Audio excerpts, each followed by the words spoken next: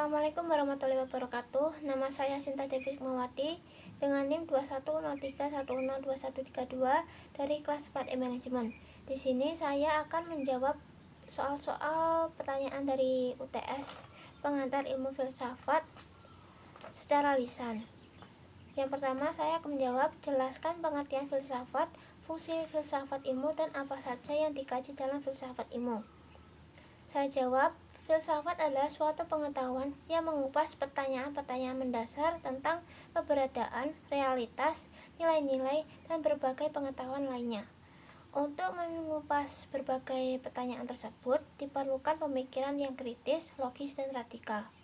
Tujuannya adalah untuk memperoleh suatu kebenaran. Maka dari pengertian tersebut, bisa dilihat fungsi dari filsafat ilmu, yaitu kita bisa melatih otak kita untuk lebih berpikir secara kritis dan menalar secara logis, dapat memahami keberadaan diri sendiri, semesta, dan pencipta, serta bisa mengidentifikasi asumsi mendasar yang membentuk kepercayaan dan tindakan kita. Yang dikaji dalam filsafat ilmu adalah kebenaran, pandangan, penalaran, pemikiran, sains, dan kaidah. Soal yang kedua, mengapa filsafat disebut sebagai induk segala ilmu pengetahuan? Karena filsafat merupakan hasil dari pemikiran kita sendiri, dan ilmu pengetahuan merupakan segala kumpulan pemikiran yang membentuk sebuah teori yang kemudian dipraktikkan dan diterapkan untuk membimbing kita selalu maju. Jadi bisa dikatakan sumber dari ilmu pengetahuan adalah filsafat. Bisa diibaratkan pada sebuah pohon, di mana filsafat adalah akar yang mana akan menumbuhkan batang, ranting, dahan, daun, dan bunga, juga buah yang bisa digambarkan sebagai ilmu pengetahuan. Jelaskan perbedaan berpikir kritis, logis, dan radikal. Berpikir kritis adalah kemampuan menganalisis dan mempertimbangkan informasi untuk menentukan kebenarannya dan apakah informasi tersebut memang signifikan. Contohnya, berpikir kritis adalah banyak yang berasumsi bahwa wanita yang mewarnai rambutnya adalah wanita yang tidak baik dan tidak memiliki sopan santun. Tapi setiap kali saya menjumpai wanita yang rambutnya berwarna, dia tampak ramah, terbuka, dan menghargai orang lain. Jadi saya pikir tidak semua wanita yang rambutnya berwarna itu bukan wanita yang baik, dan baik buruknya seseorang tidak bisa dinilai dari sisi warnanya saja. Kemudian berpikir logis adalah kemampuan untuk berpikir dengan menghasilkan informasi yang masuk akal. Contohnya, bagaimana bola yang dilempar ke atas akan jatuh ke bawah, sedangkan balon yang terlepas bisa terus melayang ke atas.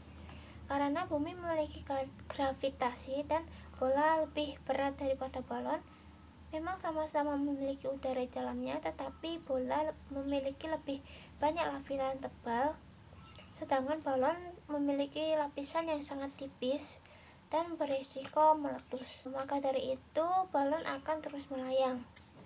Selanjutnya, berpikir radikal adalah kemampuan berpikir dengan menggali informasi sampai pada akarnya atau sumbernya. Jadi tidak hanya berpatokan pada wujudnya atau realitasnya saja. Contohnya, ketika melihat wujud sebuah kertas, lalu berpikir bahwa kertas tersebut berasal dari serpihan kayu. Lalu bagaimana serpihan kayu tersebut menjadi sebuah kertas? Ternyata serpihan kayu tersebut diolah dengan berbagai teknik pengolahan yang akhirnya mewujudkan sebuah kertas. Selanjutnya, soal nomor 4, jelaskan kaitan antara ilmu dan pengetahuan.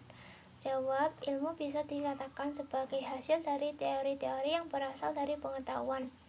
Ilmu mencakup teori-teori yang telah dibuktikan dan bisa diterapkan.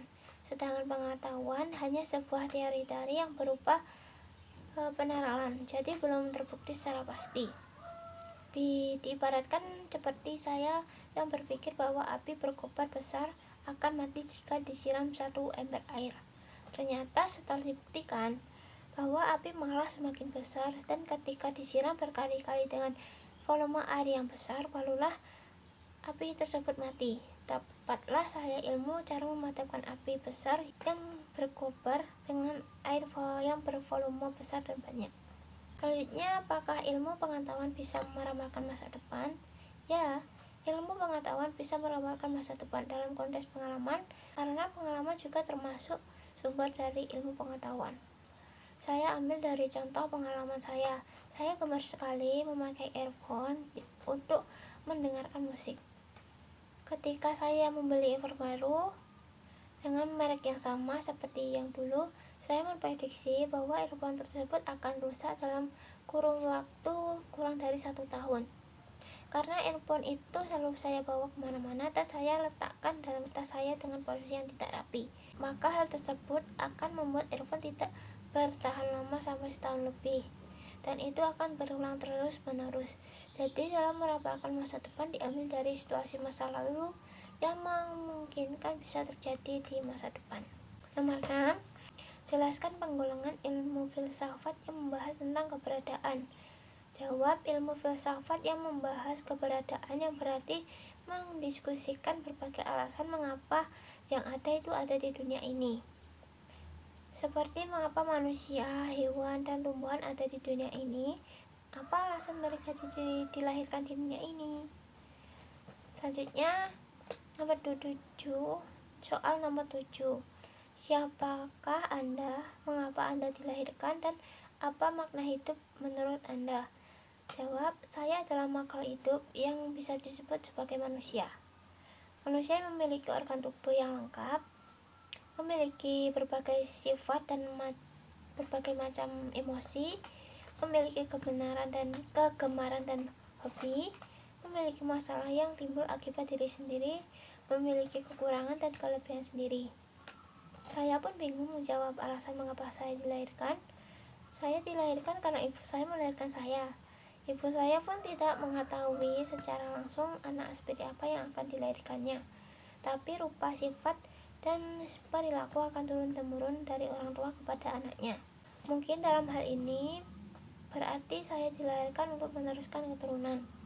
Makna hidup bagi saya hidup selama 20 tahun ini, saya merasakan berbagai macam emosi seperti senang, bahagia, sedih, marah, dan kecewa, dan juga sebagainya. Saya juga mendapatkan berbagai pengalaman, baik pengalaman terbaik atau terburuk sekalipun. Saya bisa merasakan rasa sakit dan rasa sehat dan waras. Saya sampai sekarang ini masih mencari jati diri saya sendiri, mencari tahu apa yang membuat saya bahagia, apa yang harus saya lakukan, apakah itu baik ataukah akan berdampak buruk, dan memahami diri sendiri. Jadi makna hidup menurut saya menjalani hidup lalu merasakan hal-hal yang manusiawi dan menemukan apa yang baik dan buruk untuk diri kita supaya kita tetap berlangsung atau bertahan hidup. Terima kasih. Wassalamualaikum warahmatullahi wabarakatuh.